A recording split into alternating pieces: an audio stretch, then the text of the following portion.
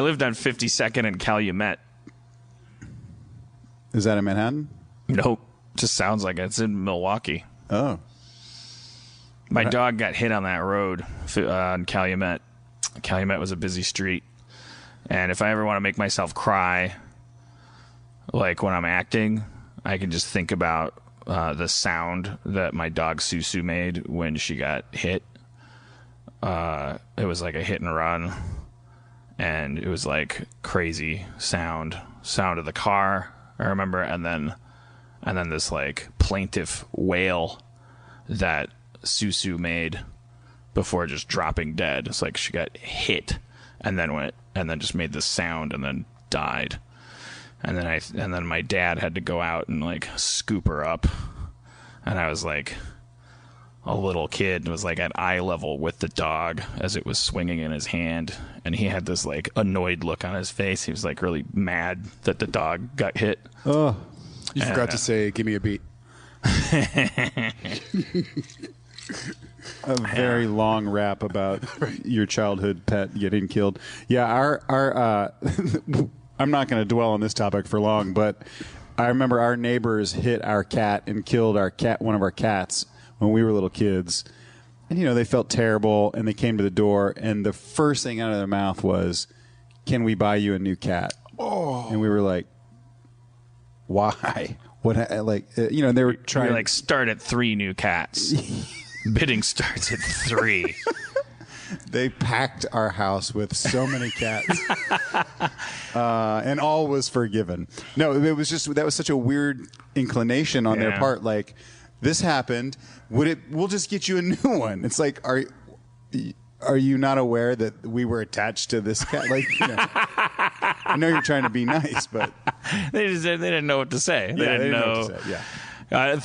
In their defense, my therapist tells me a third of an apology is a commitment to change. How do you commit to change? It was either that or we promise not to hit your next cat. Yeah, we will not hit your next cat. I left my house once to go out and play, and these are just all going to be sad childhood stories. Yeah, and I played. What do you do in an empty warehouse? We don't want to bring out our fucking blue chip roast material. Dean Martin drinks, ladies and gentlemen. There were a couple victories in life, though. I ran out into the neighborhood and played for several hours and came home, and my mom was waiting on the porch, and she said, "Do you remember me telling you as you left to bring the kitten inside?" So we had a new kitten, and it was on a leash to let it play outside on a collar, and I said, "No, I don't remember. Still don't remember Mom getting that instruction. I'll take your word for it." But it's not going to bring Mr. T back. Oh. I don't think it was Mr. T that died.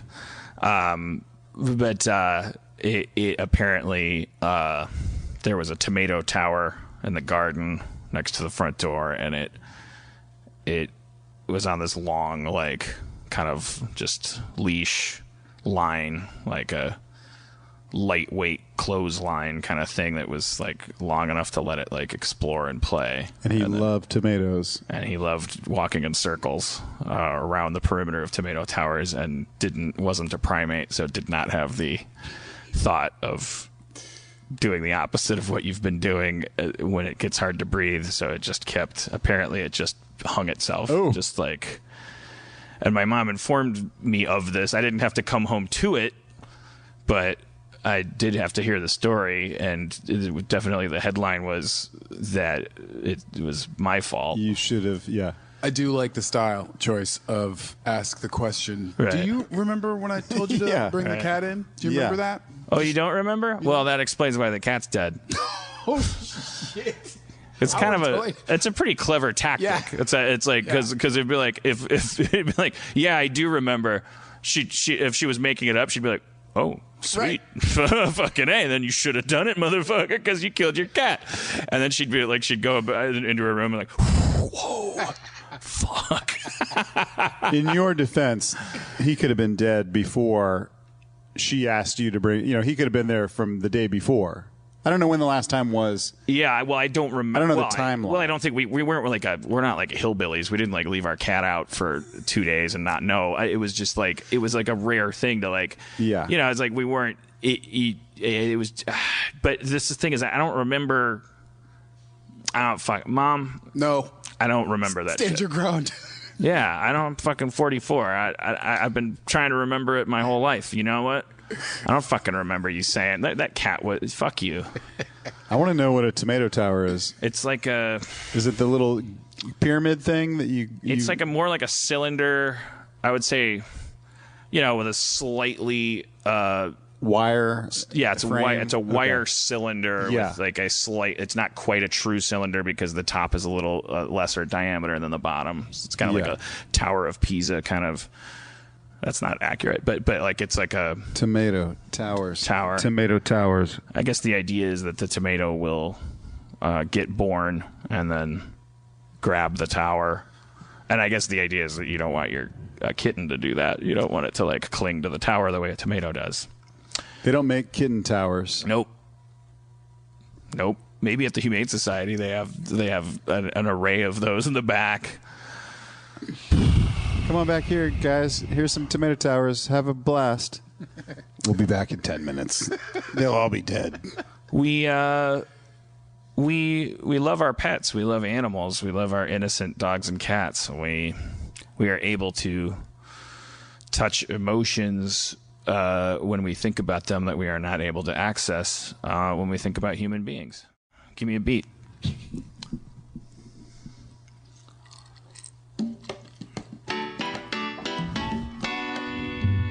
Yo, this goes out to all the pets I killed. Sorry, Rover. Sorry, Muffin. Sorry that about all the stuffing that I let you eat and choke on to death. Sorry, Beth, about the cat that I shot with my BB gun through the eye. Why? I'm a sociopath. Be a serial killer, but I don't have bravery or a support system. Jeffrey Dahmer is in the house tonight. Clean out that crawl space, play with the bones tonight. Squirrel bones, chipmunk bones, decapitated heads. Ed Kemper, in effect, fucked his mother's head after her death. Cut her head off just to make her stop talking. Turn her off. Mindhunter. Cruelty to animals. It's the number one sign, according to the FBI, that you're gonna make people die when you become a person that's grown up. So don't let your kids torture your pups. Take them to the therapist. Say, fix this bitch. Don't wait to stitch 9 stitches instead of doing a stitch in time. A stitch in time saves 9 with a sociopath. Put that kid in the bath. Hold their head down. Maybe drown your kid. Might save a couple hundred people's kids. If your kid's already dumb and you know that, then just take your thumb and put it over their trachea and push until you hear a pop.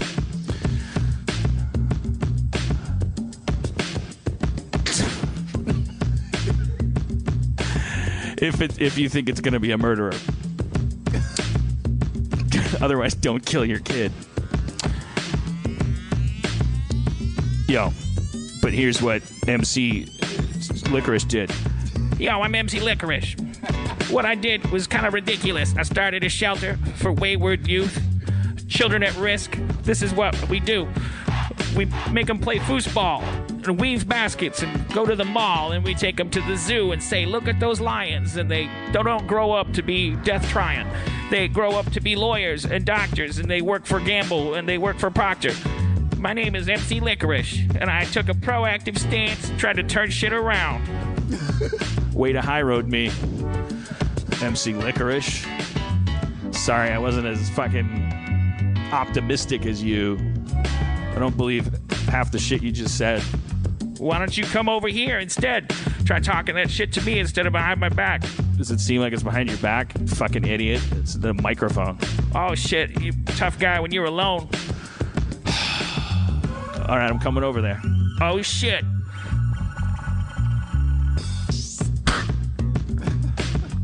Ow. Let me go, Jackson. Fuck you. Fuck you. We just had an awkward fight. My shirts are all stretched to the right. Big collars. Both turned out to fight like pussies. It's embarrassing for both of us. MC Licorice and me, Stan Schmengel. A sociopathic, non-serial killer, animal torturer. I'll tell you about the time that I took a knife and I threatened a giraffe for its life. I said, give me your wallet. Or stooped down. He said, I got too long a neck. I'm not going to clown around. I got to eat leaves that are way up high. I said, motherfucking giraffe, now you're going to die. Give me all your money. He said, I don't have none. I said, that's right, son. That's right, son. You're a broke-ass giraffe because I'm a primate. And I'll tell you what I do. I lift weights in the penitentiary just to get strong. I didn't spend too long rehabilitating. I just came in the safari. I'm going to fucking rob wild game. That's what I do. Rhinos, give me your money. Okay. Oh, God, yeah. No, why did I think that rap wouldn't be horrible and dark when I said give me a beat after talking about animal cruelty? It got a little bit dark. I never have But I've there never was some shot an animal with a BB gun, in case anyone thinks that's how freestyling works. Certainly I like not that in the you would have eye, been a not in great the eye. serial I've killer never been cruel if to an you'd had animal. some support. Yeah. That was my favorite line. You did bring up a good point also about cruelty to animals being such an indicator for future sociopathic tendencies. Like, it seems like if you are a person that is cruel to animals, they should just put you in jail. Like, that would save so many human lives. Yeah, I mean, how many times did you hear when you were a kid course, yeah. some asshole in the neighborhood that did some fucked up thing to a cat or something and like bragged about it? Because it's like they can't help but brag about it. And it's like they don't all become serial killers, but they definitely like that's just because they don't like whatever. It's like because it doesn't even matter what your stance is about animals. Like whether you're PETA full blown, like no animals should ever be hurt, and you know the eggs you ate this morning are a crime and stuff, or if you're like way over on the other side and are like, no, if it's not a cuddly adorable dog, I don't give a fuck about animals, or even if you're like the kind of person that like hates cats and shit, like people that are just like they torture animals, like they do shit to cats and stuff, like where they fuck with them, like just to fuck with them. But why not just lock those people up? Yeah. Yeah, it does seem to be an indicator. Because it's like, what do you do? Like, why would you have fun doing that? Yeah. That's the thing is we sort of, if you merge the two, like being disrespectful to women and animals, there's this whole culture that we kind of got to rethink violence. Because I think we got lazy with it and we were sort of like, well, that's violent, but that's not violent, and this is okay to watch, and this is okay to show, and we're sort of at a place where it looks like we might want to look at all of that again, and that might be one of the first things we do is be like, animals. Let's start with animals and work our way up to humans. Through women. Yeah. Is what we're implying. Because it's rough.